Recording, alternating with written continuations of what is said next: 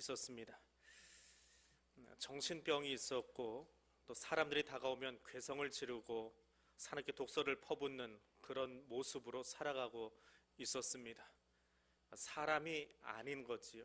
사람이지만 사람이 아닌 것처럼 사는 그 아이에게 의사들은 팻말을 하나 붙여줬는데 그 이름이 회복 불가능입니다. 이 아이는 회복할 수 없습니다. 의사도 포기하고 그리고 가족들도 다 포기했습니다. 더 이상 그 아이에게는 누구도 면회를 오지 않습니다. 회복 불가능이라고 하는 것은 아이가 회복할 수 없다는 말뿐만 아니라 그의 남은 인생이 휴지 조각만도 못하다라고 하는 그런 낙인과도 같았습니다. 네, 여러분께 묻겠습니다. 이 아이가, 그 정신병 걸린 이 아이가 예수님 만나면 변화될 수 있을까요? 이 아이가 변화돼서 온전하게 살 수 있을 것 같습니까? 반신반의하시는데 이 아이가 회복될 줄로 믿으십니까? 믿지 않으면 더 설교 안 하려고 그럽니다. 예수에 대한 신앙 고백도 못 하는데 믿음도 없는데 뭐 더 들어서 뭐 합니까? 정말 믿으십니까? 이 아이에게 은퇴한 늙은 간호사 한 사람이 찾아갔습니다. 그리고 6개월 동안 약을 투여한 것이 아니라 예수 그리스도를 전했습니다. 그 정신병 걸려서 소리를 버럭버럭 지르고 사람만 오면 정말 흉악하게 구는 그 아이에게 예수를 전하기 시작했습니다. 6개월이 지나면서 그 여자아이의 마음속에 어둠이 걷히고 세상을 향해서, 사람을 향해서 문을 열기 시작했답니다. 그리고 마음의 빛을 찾고 결국에는 정신질환에서도 완전히 노임을 받았습니다. 그리고 내가 그렇게 도움을 받았던 것처럼 나도 누군가를 향해서 그렇게 도움을 주리라, 평생을 살리라, 그 어린아이가 다짐을 합니다. 그 아이의 이름이 앤 설리번 메이시라고 하는 사람입니다. 이 사람은 잘 모르는 분도 있을 겁니다. 그런데 이 사람이 헬렌 켈러의 스승입니다. 회복은 회복된 사람만이 시킬 수 있습니다.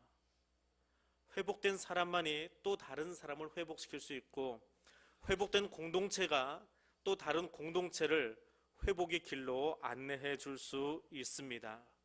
그래서 하나님은 지금도 하나님의 백성들을, 하나님의 교회를 치유와 회복의 자리로 안내해 주고 계시는 겁니다. 요셉이 감옥 안에 있을 때에 술 맡은 관원장을 만났습니다. 그리고 그 관원에게 그렇게 이야기합니다. 지금부터 사흘 안에 당신이 회복되어서 바로의 잔을 다시 받들게 될 것입니다. 여러분, 이 젊은 청년 요셉의 이야기를 들은 술 맡은 관원의 마음이 어땠을까요? 고작 꿈 해몽입니다. 그리고 관직이 회복된다라고 하는 것은 왕의 명령으로 가능한 것이지 그 30살의 청년이 하는 이야기로 되어질 것이 아닙니다. 어떤 이유에서였는지 모르지만 이 술 맡은 관원장은 왕의 심기를 불편하게 해서 정치범 수용소인 보디발의 감옥에 들어가게 되었다라고 하는 것입니다. 물론 회복되면 심기일전에서 일하겠지요. 그런데 요셉 청년의 이야기를 들은 이 관원의 마음은 어땠을까요? 그리고 그 이야기를 들은 다음에 이 관원이 할 수 있는 일은 대체 무엇입니까? 아무것도 없습니다. 단지 요셉의 입에서 선포된 말이 하나님의 음성이라고 새겨 듣고 그 말씀을 가지고 기대하고 기다리면서 기도하는 것 외에는 관원이 3일 동안 할 것이 아무것도 없더라라고 하는 것입니다. 이것이 성도의 모습입니다. 하나님은 우리를 회복시키시고 바꾸시기를 원하고 계십니다. 그것이 하늘아버지의 마음입니다. 그것이 나를 향한 마음이다라고 기대하고 기도하고 기다리는 사람에게는 회복의 은혜가 있지만, 그렇지 않으면 아무리 시간이 지나가도 더 이상 아무것도 경험할 수 없게 되는 것입니다. 하나님은 오늘 저와 여러분이 낙심한 자리에서, 실패한 자리에서, 상처받은 자리에서 그대로 눌러앉아 있는 것을 절대로 원하지 않으십니다. 그것이 아버지의 마음입니다. 그것이 하나님의 마음입니다. 그 마음을 여러분의 가슴에 새기실 수 있기를 원합니다. 세상이 아무리 여러분을 바쁘게 하고 지치게 하고 힘들게 한다 할지라도 하나님께서 여러분에게 주시는 회복의 삶을 살아가도록 그렇게 서 계시기를 소원합니다. 회복의 삶을 정말 살기 원하십니까? 정말 살고 싶으십니까? 그럼 하나님이 주신 능력을 여러분 가슴판에 새기시기를 바랍니다. 그 능력으로 여러분의 삶을 채우실 수 있기를 원합니다. 이스라엘의 사사였던 삼손이 딥나에서 블레셋의 한 여인에게 폭 빠졌습니다. 그리고 그 여인과 결혼을 하고 그곳에 있는 소년들에게 수수께끼를 냈습니다. 수수께끼를 맞추면 베옷과 겉옷 30벌을 주겠다, 내기 시합을 하는 겁니다. 그런데 블레셋 소년들이 그것을 맞추지를 못합니다. 삼손이 만들어낸 수수께끼인데 어떻게 맞추겠습니까? 그랬더니 삼손의 아내를 협박하고 어르고 결국은 답을 알아냅니다. 기한이 다 차서 그 답을 맞춘 블레셋 사람들을 바라보면서 삼손이 화가 났습니다. 그래서 블레셋의 밭에다가 꼬리에 불붙은 여우 300마리를 풀어가지고 곡식단을 다 태워버립니다. 그랬더니 그 곡식단이 태워버림을 당한 블레셋 사람들이 또 화가 나서 이제는 유대 사람들을 억압합니다. 곤란해진 유대 사람들이 이번에는 삼손에게 찾아가서 너 때문에 그랬으니까 너 대신 끌려가라, 줄에다 묶어가지고 보내버립니다. 끌려가던 삼손이 그 줄을 끊어버리고 일어나서는 나귀 턱뼈를 가지고 1000명을 죽입니다. 삼손이 힘자랑하고 삼손이 사사처럼 열심히 일하는 것 같지만 그 대목을 자세히 들여다보십시오. 폭력과 보복의 악순환이 이어지고 있습니다. 힘이 있다고 사사 되는 것 아니고 힘이 있다고 건강한 나라 만드는 것 아니더라라고 하는 것입니다. 그리고 그렇게 힘이 센 삼손도 결국에는 지치고 피곤할 수밖에 없습니다. 그 지친 삼손이 하나님 앞에 엎드려서 구합니다. 주께서 주의 종을 붙드셔서 이 큰 구원을 베푸셨는데 내가 이제 목말라서 저 할례 받지 못한 자들에게 잡혀 죽게 되었습니다 라고 하나님께 구합니다. 사역자도 사사도 지쳐서 쓰러질 수밖에 없습니다. 자기 힘자랑하고 자기 자랑하다가는 넘어질 수밖에 없습니다. 그때에 할 일이 하나 있습니다. 원교 회복제 먹고 일어나는 것이 아니라 하나님 바라보아야 합니다. 하나님께 얼굴을 향하고 눈을 그분께만 두어야 합니다. 그러면 하나님이 그 사람 앞에 물을 열어주십니다. 하나님이 물을 열어주십니다. 그 물을 마셔야만 삼손이 힘을 얻듯이 오늘 우리도 힘을 얻을 수 있습니다. 하나님은 지금도 자신에게 하나님에게 눈을 맞추고 있는 사람들을 찾고 계십니다. 두루 찾고 계십니다. 그리고 그렇게 눈을 맞춘 사람에게 삼손에게 그러셨던 것처럼 회복의 샘을, 수성케 하는 샘을, 생명의 물을 열어주십니다. 한 해를 달려오시면서 많이 피곤하셨습니까? 일하는 것이 피곤하고 삶이 지치고 곤고하셨습니까? 그때에 다른 사람 바라보지 마시고 하늘 아버지께 여러분의 눈을 고정하시기를 바랍니다. 마음을 고정하시기를 바랍니다. 그러면 삼손에게 에나꼬레의 그 샘물을 터쳐주신 것처럼 하나님이 여러분에게 샘물을 터쳐주실 겁니다. 사람 쳐다보았자 그 사람에게서는 아무것도 나오지 않습니다. 그들은 여러분의 기도가 필요한 사람이지 그들에게 다른 것 가져다 주지 못합니다. 하나님만 바라보시기를 바랍니다. 하나님이 여러분을 향해서 물을 열어주시고 먹게 하실 겁니다. 2000년 전에 오셨던 주님이 다시 오시겠다 약속하셨습니다. 그 약속을 기다리면서 우리 눈이 하나님께로 향할 수 있는 그 관원이 요셉이 아니라 하나님의 약속에 기대어서 3일을 기다렸던 것처럼 그렇게 하나님께 눈을 향할 수 있는 대림절에 우리 모든 태양의 가족들 되어지기를 소원합니다. 하나님의 회복은 어떤 것입니까? 회복은 잃어버렸던 것을 다시 되찾는 것입니다. 새로운 것이 아닙니다. 근데 여러분 무엇을 잃어버리셨습니까? 1년 동안 사시면서 무엇을 잃어버리셨습니까? 투자했다가 돈을 좀 잃으셨나요? 아니면 땅값이 떨어져서 집값 때문에 여러분 자산 가치가 좀 떨어지셨나요? 대체 뭘 잃어버리셨습니까? 뭘 찾기를 원하십니까? 근데 사실은 우리가 뭘 찾아야 될지를 경험해 본 적이 없습니다. 하나님이 우리에게 주고 싶은 것은 따로 있는데 말입니다. 막스 러너는 이렇게 이야기합니다. 지금 우리는 과거 어느 때보다 더 많은 자유를 누리고 행동의 제재를 받지 않고 생각도 자유롭게 하고 있지만 놀라운 충격은 우리가 하고 싶은 것, 가고 싶은 것, 생각하고 싶은 것 다 하면서도 기쁨은 없다라고 이야기를 합니다. 기쁨만 잃어버리셨나요? 신학교에 가면 아주 재미있는 풍경이 하나 있습니다.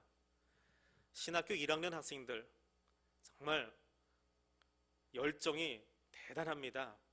지금 내보내도 뭐래도 하나 할 것 같은 그런 마음으로 신학교에 입학을 합니다. 근데 신대원 혹은 신학교 졸업반이 되어지면 쌀만원 시금치보다 더 푹 처져 버립니다. 목회 현장에 대한 두려움 때문에 처지는 것이 아닙니다.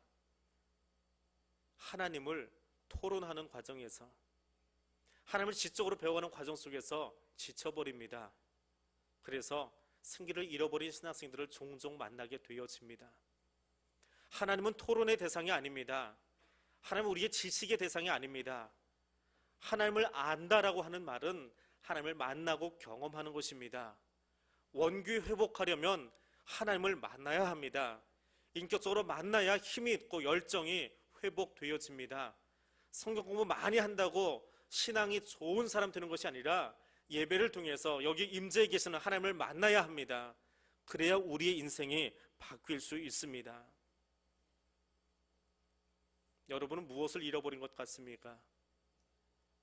1923년 9월 1일 날 일본 요코하마에 대지진이 일어났습니다. 샌프란시스코를 강타했던 지진의 13배짜리 지진이 왔었다고 합니다. 20만의 사람들이 죽고 250만의 이재민이 발생했습니다.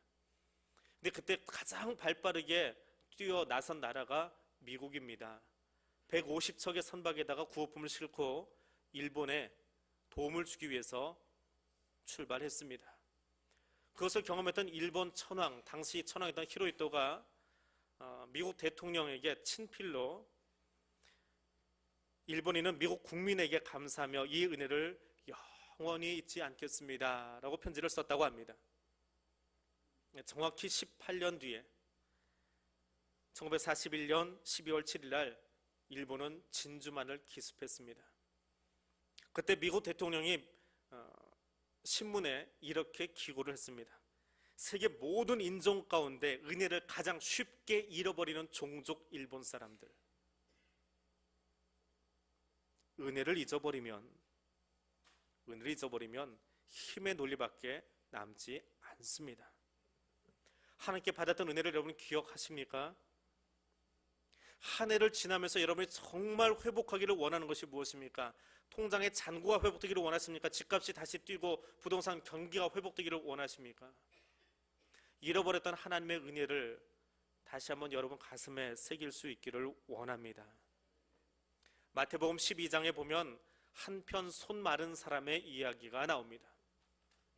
안식일에 예수님께서 이 사람을 바라보십니다. 그랬더니 그 회당에 있던 사람들이 예수님이 무엇할까 하고 궁금해하면서 예수님을 바라봅니다. 회당에서 율법학자들이 예수님을 바라보고 있습니다. 이 사람이 법대로 잘 행하는지, 그래서 안식일에 일 안 하고 그냥 지나갈 것인지, 또 그 법 무시하고 저 사람 어떻게 할지 그것을 바라보고 있습니다. 회당 안에서 말입니다. 말씀이 선포되고 말씀을 배우고 있는 회당 안에서 하나님의 은혜를 잊어버리면 율법을 들고 있고 그것을 읽고 있다고 할지라도 사랑의 경험을 기대하지 않습니다. 법의 집행만 기다리고 있습니다. 사랑의 실천을 기다리지 않습니다.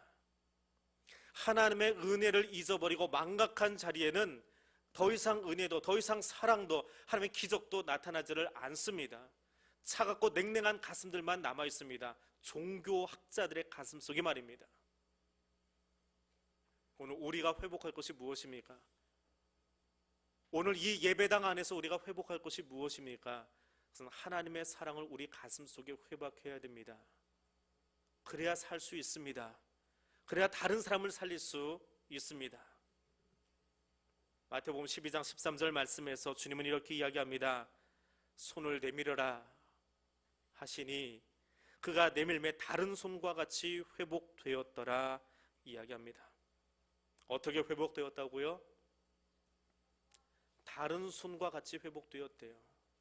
한 손이 말라비틀어서 자기에게로 오그라졌던 사람이 이 손이 이만큼 펴진 것이 회복이 아닙니다. 이 오그라진 손이 완전히 펴져서 다른 손과 같이 되었을 때에 그것을 회복이라고 말합니다.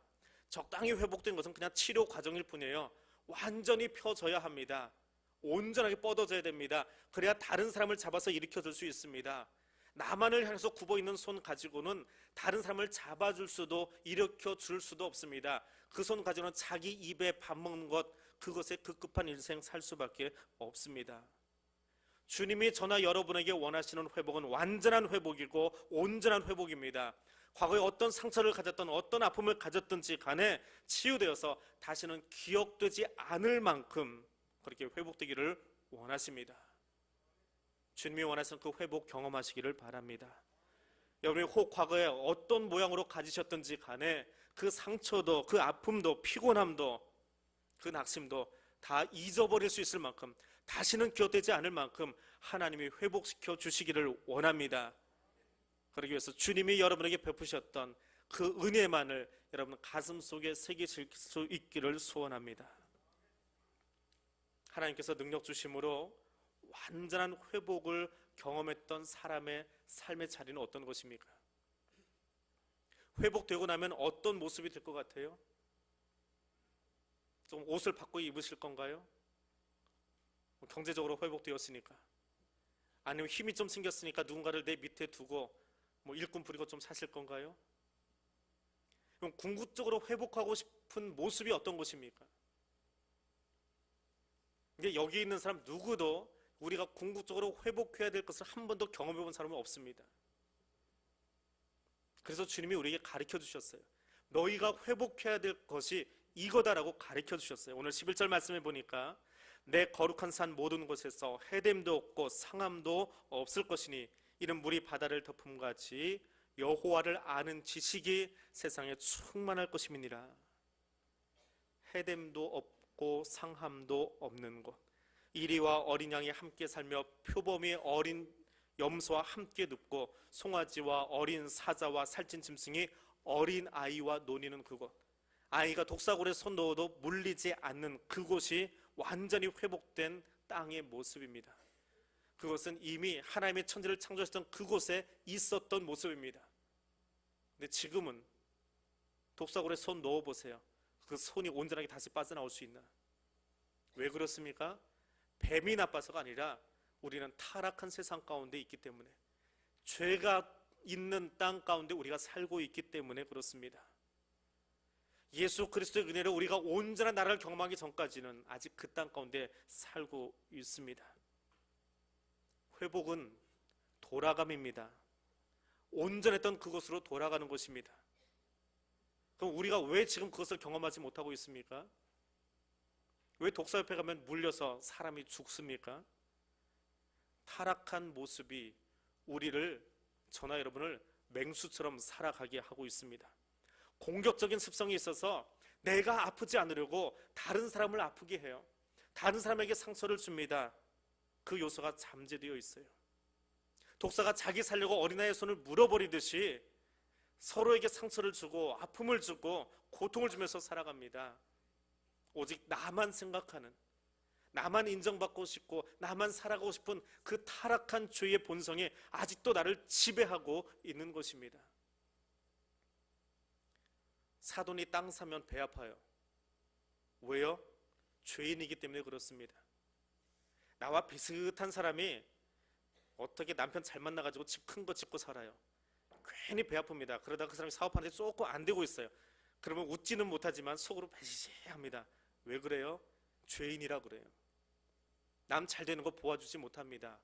죄인의 습성이 우리로 하여금 남이 못 되면 그냥 겉으로 표현은 안 하지만 양반인 척하지만 속으로는 쾌재를 부릅니다. 고소하다, 그렇게 살았으니까 인광모지, 온갖 핑계를 다 대가면서요. 이게 우리의 죄성입니다. 타락한 우리의 본성이 나를 지배하는 한 우리는 그 쓴 웃음을 우리 안에서 지울 수 없습니다. 누군가 계속해서 나를 알아주기를 원하고 내 이름을 기억해 주기를 원하고 내가 한 일을 칭찬해 주기를 원해요. 죄성이 지배하는 한 우리는 거기서 떠나갈 수가 없습니다. 회복의 자리는 어떤 곳입니까? 오늘 본문 말씀 6절에서 8절까지의 가장 많이 반복되는 단어가 무엇입니까? 함께라고 하는 단어가 5번 등장합니다. 타락한 본성이 지배하는 사람은 독선적으로 행동합니다. 자기 잘난 멋으로 행동합니다. 오직 나만 알고 살아갑니다. 내 이름이 드러나야 됩니다. 내가 최고입니다. 그러나 회복된 사람은, 예수 그리스도로 말미암아서 회복된 사람은 함께합니다.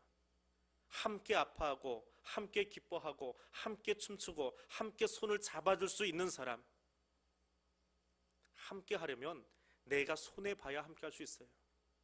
내가 조금 손해보고 내가 좀 못난이 되어지고 내가 좀 바보 같아지고 그래야 다른 사람을 같이 일으켜 줄 수 있습니다.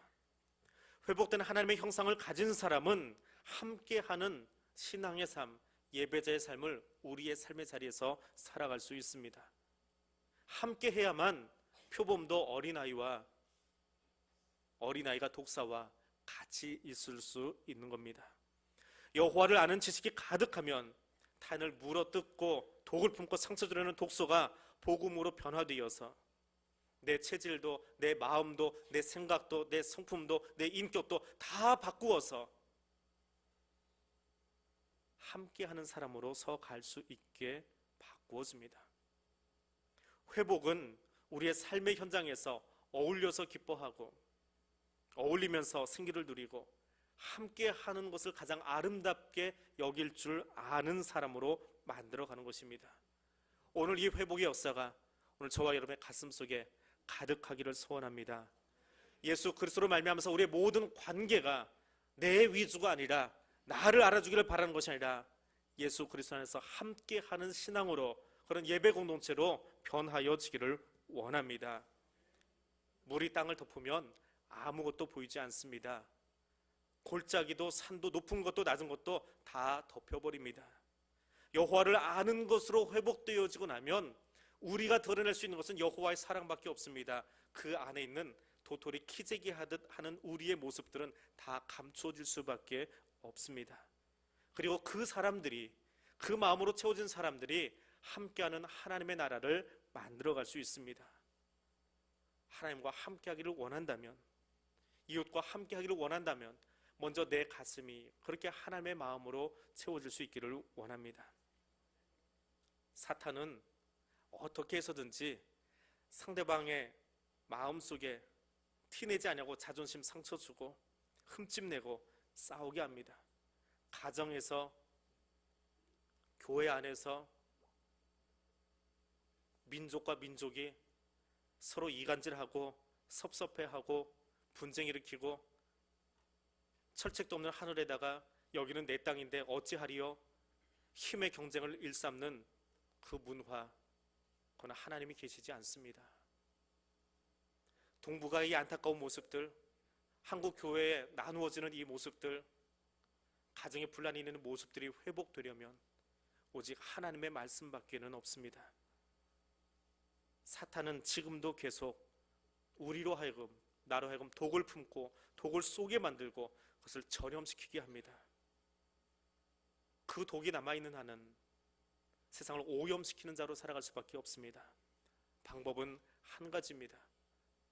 다른 사람 바라보지 마시고, 이 시간에 다른 사람 생각하지 마시고, 그가 변하면 되겠지라고 말하지 마시고, 내 안에 그리스도의 사랑으로, 그리스도의 마음으로 나 같은 죄인도 사랑해 주셔서 그 하늘 보좌 다 포기하시고 2000년 전에 여기 오셨고 그리고 다시 오시겠다 약속하신 그분의 사랑으로 나의 가슴을 채워갈 수 있기를 원합니다.